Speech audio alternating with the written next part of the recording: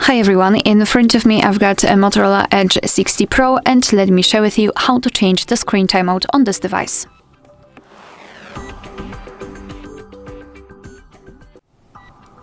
So if your device is blacking out too fast for your liking, then all you have to do is to enter the settings. So let's stop. Here, let me go back.